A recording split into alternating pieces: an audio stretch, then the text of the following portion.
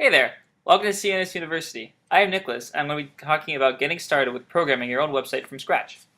I'm going to talk about two ways of starting up programming websites. One way is using a localhost, which allows you to practice making websites on your computer by storing files onto your computer into a program called XAMPP.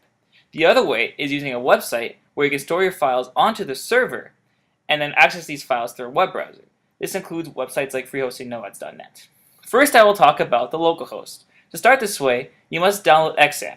It is a very simple download. Just find your computer details and download the appropriate one from the link that I posted down below.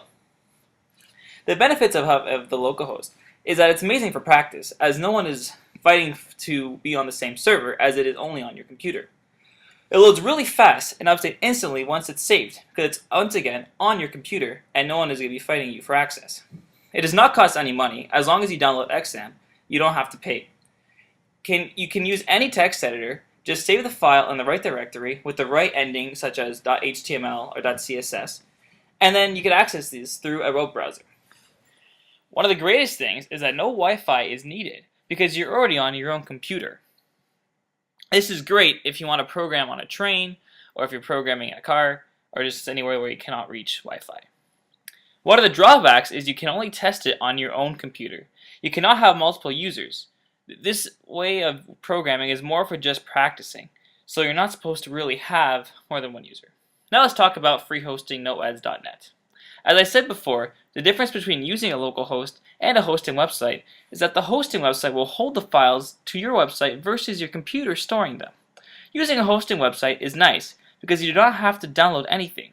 All you have to do is sign up and they give you all the tools you need to start programming your website. By signing up, you get a MySQL database, a PHPMyAdmin, and of course, some kind of file manager. Benefits of using freehostingnomads.net is you actually get a website name that can allow others to see your website. This is beneficial to see the effect of having more than one user, which is great for websites that have chat rooms. Another great feature is that each new website is its own account and is treated separately, which is very organized if you're making more than one website at a time. Some drawbacks include a slow connection, as sometimes there will be many people on the server at the same time, and you'll not be able to gain access to either saving or uploading files.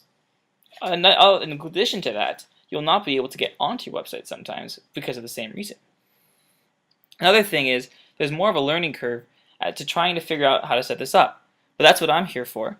I will be doing all my videos with freehostingnomads.net, and as long as you follow me, you should be fine.